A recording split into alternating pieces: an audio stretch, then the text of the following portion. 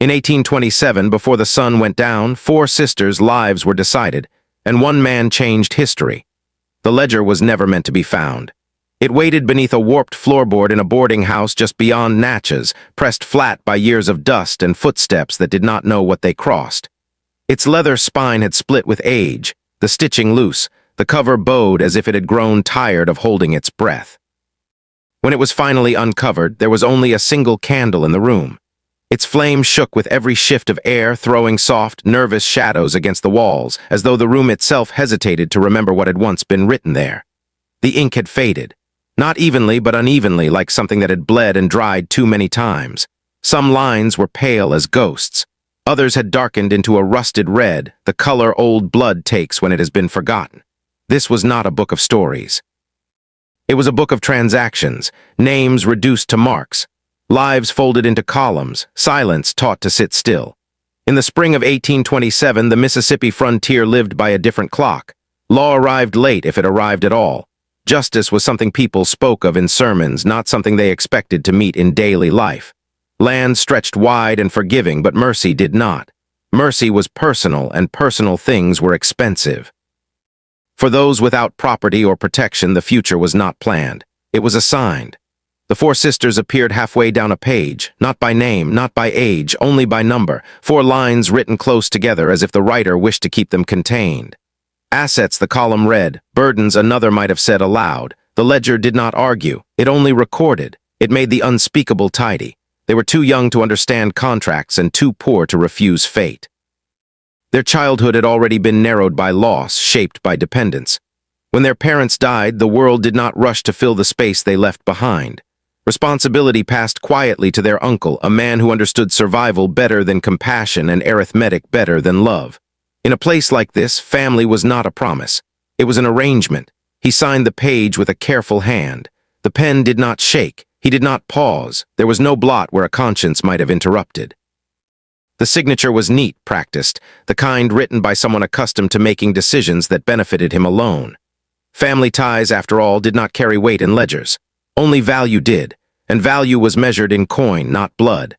Outside the boarding house, wagons creaked along the road, their wooden wheels worn smooth by miles of trade and debt. Fields stretched out, raw and uneven, worked by hands that would never own them. Men passed by the windows without looking in. They had learned early where to keep their eyes. The world was full of things you survived by not seeing. Inside, the candle burned lower. Wax pooled around its base, thick and pale, like something melting under pressure. The flame leaned toward the ledger as if drawn to it, illuminating the lines no court would ever summon and no jury would ever weigh. There were no witnesses recorded here, only outcomes. Across the county line lived a rancher whose temper was known long before his name. People spoke of him carefully, as if his anger might travel through words. He was a man shaped by drought and loss, by seasons that punished the unprepared and rewarded only endurance. His code had been formed before statutes reached the frontier, before paperwork replaced handshakes, and honor was still measured in what you refused to do. He lived alone, not because he disliked company, but because life had taught him that attachments came with costs he could not always pay. His land bore the marks of stubborn labor. Fences straightened and repaired more often than necessary. Fields worked until dusk, not for wealth but for control. In a world that took without asking, control mattered. He had no blood claim to the girls, no obligation written or implied. Their names were not spoken in his house, and yet when word of the sale reached him, something shifted. It came quietly, as these things often do, passed through a trader who stood too far away and would not meet his eyes. The trader spoke in half sentences, careful not to frame the information as accusation or request. Just fact, just business. The rancher listened without interrupting. His face gave nothing away, but inside something broke alignment, not loudly, not violently. It was the slow fracture of a belief he had carried for years, the idea that cruelty, while common, was at least honest. This was something else. This was order pretending to be necessity. That night he did not sleep. He sat at his table with a lamp turned low, staring at the grain of the wood as if it might offer an answer. He thought of the frontier's rules, written and unwritten. He thought of how easily people disappeared into systems that did not bother to remember them. He thought of the ledger, though he had never seen it, and the way ink could make a thing seem final. History often begins this way, not with thunder or declarations, but with small, private reckonings. A man alone with a thought he cannot return to where it came from, ink drying somewhere in the dark. A decision forming, not yet shaped into action, but heavy enough to change the direction of a life. The boarding house creaked as the night deepened. Somewhere below the floorboards, the ledger rested again, unaware that its contents had already begun to move beyond it. Ledgers believe they are permanent. They trust in paper and columns. They do not account for anger shaped by conscience or for mercy that arrives without permission. In the morning, the candle would be gone. The room would look ordinary again. Dust would settle back into its corners. The ledger would remain hidden, convinced it had finished its work. But beyond its reach, a choice had been made. Not to obey the world as it was, but to answer the weight of what should never have been written at all. Cruelty rarely announces itself. It does not knock. It does not raise its voice. It enters quietly, dressed in the language of reason, wrapped in respectability so familiar it no longer feels dangerous. It speaks through paperwork and polite explanations, through inheritance claims and measured concern. It smiles when it says there is no other choice. The uncle understood this well. He had practiced the tone for weeks before he ever spoke aloud. When neighbors asked about the girls, he sighed in just the right way. He told them they would be better placed. He spoke of opportunity, of structure, of futures he could not provide. He mentioned the cost of food, the weight of responsibility, the unfairness of being left alone with burdens he had never asked for. His words moved easily from mouth to mouth, carried along by sympathy that asked no questions. In a place where survival was admired more than mercy, his reasoning sounded almost noble. No one asked where the girls wanted to go. Want was a luxury for people with leverage. Inside the house, silence learned its shape. It settled into corners and between breaths. The sisters were taught early how to disappear without leaving the room. Lower your eyes, fold your hands, wait for instructions, accept decisions as whether inevitable and impersonal. Their lives had already been narrowed by loss, and now even that narrow space was shrinking. They learned that conversations about them happened elsewhere, in rooms they were not invited into. At tables where their names were replaced with phrases like the situation or the problem. They learned to listen for tone rather than words, to sense when something had already been decided. In a society built on hierarchy, their youth and their gender placed them beneath notice. Present yet unseen, alive yet uncounted.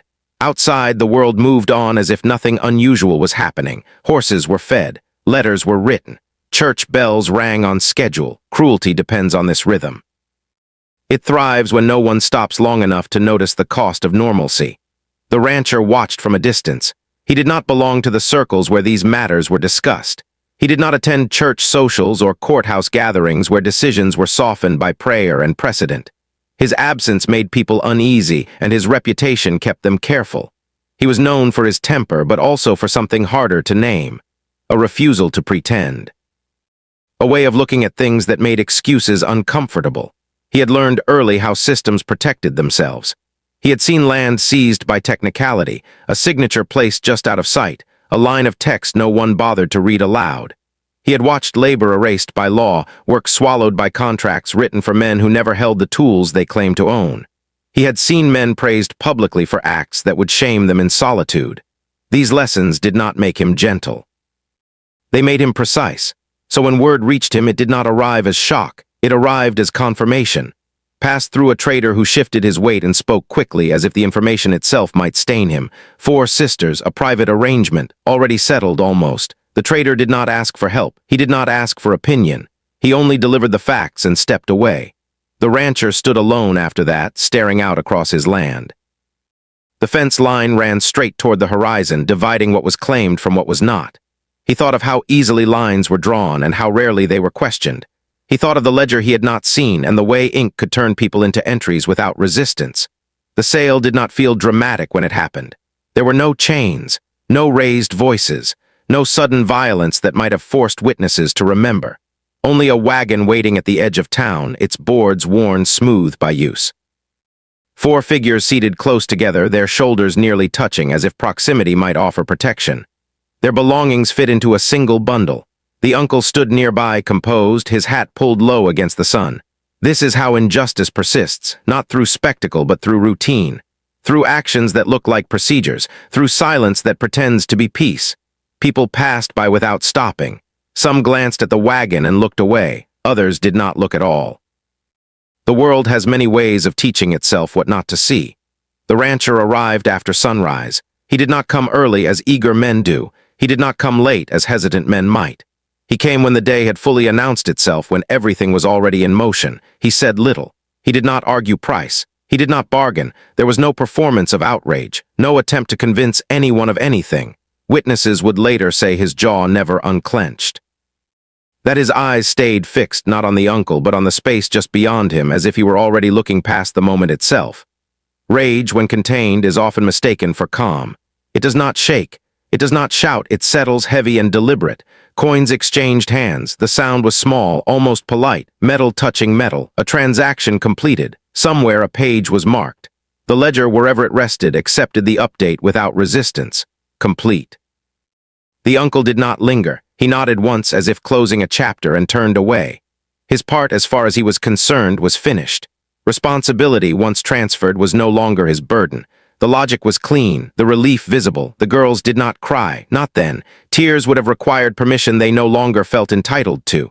They sat still, their faces unreadable, their bodies held tight by a discipline learned too young. Silence, once taught, does not easily let go. The rancher stood aside for a moment after the exchange. He did not touch the wagon. He did not speak to the girls. He waited, as if allowing the world to catch up to what had just happened. Then, with a nod to the driver, he signaled that it was time. As the wagon rolled forward, something unseen shifted. It was not recorded. It did not announce itself. But history, patient as dust, took note. For the first time that day, cruelty had been interrupted. Not by law, which remained indifferent. Not by community, which had already moved on. But by refusal. A quiet, deliberate refusal to accept that this was how things had to be. The road stretched ahead, long and uneven. The wagon wheels cut shallow lines into the dirt, marks that would fade by evening. The town behind them returned to its routines. Doors closed. Conversations resumed. The sale became something that had happened, and then something that would be remembered only vaguely, if at all. But refusal has weight. It lingers. It changes the air around it. As the distance grew, the sisters felt something unfamiliar. Not relief, not safety, something quieter. The sense that the world, for the first time in a long while, had paused instead of closing in. They did not yet know what that meant. They did not yet trust it. The rancher rode alongside the wagon for a time, his presence steady, his silence unbroken. He did not look back. He did not look ahead. He kept his eyes on the road as it was, uneven and real, carrying them all toward something not yet named. Behind them, the ledger rested wherever it had been left, convinced its work was done. Ahead of them, something unrecorded was beginning to take shape. And the question that followed them down that road was not spoken aloud, but it was heavy enough to fill the space between breaths. What happens when silence is broken, not by noise, but by choice? And once that question is asked, history rarely stays silent. The ranch did not change overnight. There were no speeches made to mark the moment, no announcements pinned to doors or spoken across the yard. Change arrived the way weather does on the frontier, slowly, without permission, and often unnoticed until it had already settled in. The sisters were given rooms before they were given explanations, beds before expectations, names spoken gently before any work was mentioned. This order mattered, though no one said why. It unsettled the household. Kindness, when it arrives without warning, can feel like another kind of danger. The rooms were small but clean, windows that opened, floors that did not sag beneath their weight. At night, the girls lay awake listening to sounds they did not recognize, whined through tall grass, a gate shifting on its hinge, footsteps passing outside their door and continuing on, never stopping. They waited for instructions that did not come. Waited for rules to reveal themselves through punishment. Instead, mornings arrived quietly and nothing was taken from them. The rancher kept his distance at first, not from neglect but from restraint. He understood how easily authority could resemble ownership if it stood too close. He rose before dawn and worked until the light thinned. He repaired fences that did not need fixing, straightened posts already set firm. He found reasons to stay moving, as if motion itself could hold something in place that words might disturb. When he spoke, it was little. When he decided, it was final. The girls learned there were rules, but not punishments disguised as care. They were expected to attend meals, expected to sleep indoors, expected to learn. These expectations were firm, but they were not traps. No one raised a voice when a mistake was made. No one used kindness as leverage. Slowly, cautiously, the sisters began to breathe differently. Shoulders lowered, steps softened. Silence loosened its grip. Time passed the way it always does, quietly and without ceremony. Seasons turned. The ranch stayed steady. The girls grew taller. Their laughter returned in fragments at first, quick and uncertain, as if testing whether the sound was still allowed. The rancher noticed these things without comment. He marked progress the way he marked weather patterns, with attention rather than announcement. The idea for the schoolhouse came without fanfare, a need observed, not declared. Salvaged timber was stacked near the edge of the property, boards bearing the scars of previous lives. Nails were straightened and reused. The building rose slowly, shaped by stubborn intent more than skill. It was not grand. It did not need to be. It was solid. It stood where the land dipped slightly, catching the morning light. A teacher was hired, then another. Women who arrived cautious and stayed because something about the place felt different. Lessons began with letters and numbers, then expanded into history, geography, stories from places the girls had never seen. Knowledge filled spaces where fear once lived. The rancher signed documents with the same hand that had once clenched in fury, but now the ink formed futures instead of transactions. Each signature felt deliberate, as if he understood the weight of every mark. He did not attend lessons. He did not watch from the doorway. He trusted the work to continue without him. Trust, once extended, does not need supervision. Years layered themselves quietly. The girls became young women. They learned trades and skills and the confidence to ask questions. They learned that their names mattered because they were spoken, not because they were written down. Visitors came and went. Some noticed the difference in the place. Some did not. The rancher did not correct them. Illness came late and without warning. A winter colder than most settled into his bones. He worked less, sat more. The house grew quieter, as if aware of the shift. It was during this time that he wrote the letter, not hurried, not dramatic, a careful accounting like the ledgers he had come to distrust. The letter was addressed to no one in particular. It did not ask for forgiveness. It did not defend his choices. It confessed what anger had first propelled him and what conscience had sustained. He wrote of a world that had taught him rage before mercy, of losses that had hardened him, of rules that excused cruelty as necessity.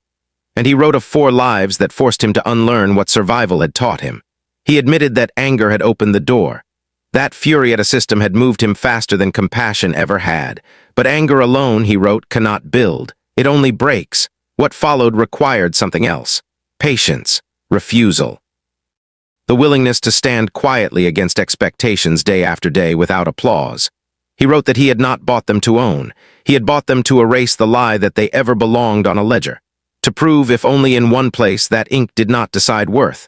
That paper did not speak the final word. The letter was folded and placed among other documents. It waited. When the rancher died, there was no ceremony worthy of record, no grand procession. The work continued because it had been built to outlast him. The schoolhouse remained, the routines held. The girls, now women, carried on, shaped but not confined by what had been done for them. Decades later, the letter was found, discovered among estate papers by hands that did not yet know what they held. When it was read aloud, the room fell silent, not in shock, not in disbelief, but in recognition. This was not redemption by reputation. It was restitution paid quietly over a lifetime. No one spoke for a long moment. The silence felt earned. Outside, the land looked much the same. Grass moved with the wind, the fence lines held. History rarely announces when it has been altered. It simply settles into the shape left behind. What the rancher built was never meant to be admired. It was meant to exist, to stand as proof that refusal, sustained long enough, becomes structure. That anger, when disciplined by conscience, can be reshaped into something that shelters instead of destroys. The letter was returned to its place. The work it described had already been done, and the question it left behind lingered, quiet and unresolved, like footsteps fading down a long hallway. How many truths are built this way, slowly, without witnesses, waiting years for someone to finally listen? The ranch stands still now. Not abandoned, but paused, as if it learned long ago how to hold its breath. Grass grows where hooves once cut lines into the earth, thin scars softened by years of rain and sun. The fence posts lean in places, not from neglect, but from age. Wood gives in quietly when it has done all it was asked to do. The house remains, its windows clouded, its porch worn smooth by steps that no longer arrive. When the wind moves through the tall grass, it carries a sound like distant breathing, steady and patient. The schoolhouse collapsed long ago. Its roof surrendered first, then its walls followed, boards loosening their grip on one another until the shape gave way. Nothing dramatic marked its end. No fire, No storm worth remembering, just time doing what it does best. The lessons did not collapse with it. They traveled, folded themselves into lives that moved beyond the county lines, beyond the maps that once defined what was possible. Knowledge is light that does not need a building to survive. Of the uncle, little remains, no marker, no inscription, no name carved into stone. Records mention him only in passing, a line item in a document, a signature without context. History tends to forget those who confuse authority with virtue. It does not punish them. It simply lets them fade unremarked into the margins where names lose their weight. The sisters' names, however, endured. They appear in records that tell quiet stories, marriage licenses, school rosters, employment roles that once would have been closed to them. Their names traveled farther than their childhood ever allowed. They did not become legends. No one wrote songs about them.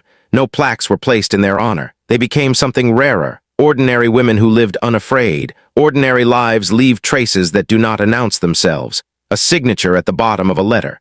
A recipe passed down, altered slightly, improved. A profession chosen not because it was expected, but because it was possible. The kind of freedom that does not need to be explained. They carried the ranch with them, not as a place, but as a proof that what had been done to them did not have to decide what came next. Years later, long after those who remembered the wagon had passed on, a historian came to catalog estate papers connected to the property. It was routine work, dusty shelves, boxes labeled in careful script. The kind of task that rarely yields more than dates and numbers. The historian did not expect to find anything that would change the weight of the room. Ledger was discovered first.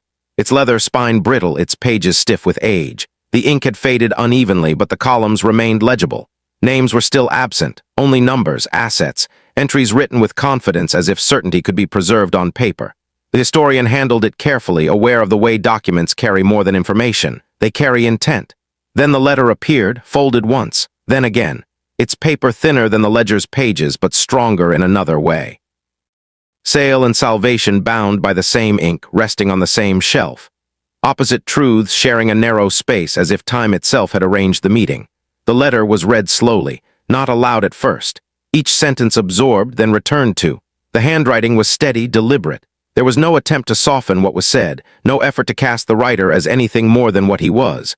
A man who had acted from anger, then stayed because conscience would not let him leave. The historian sat back when the reading was done. The room felt different, not heavier, clearer. As if something that had been waiting finally knew it had been seen. It is said the church bell rang that afternoon, not for a funeral, not for celebration, for acknowledgement.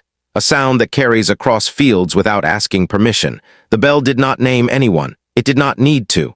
Those who heard it felt the pause it created, the way sound can mark a moment without explaining it. The past does not demand punishment. It demands witness. It asks only that what was done be seen for what it was without comfort or distortion. The ledger had recorded a sale. The letter recorded a refusal. Together they told the truth more completely than either could alone. What the rancher built was not merely shelter or education. He built a correction, a quiet, sustained refusal to let silence finish its work.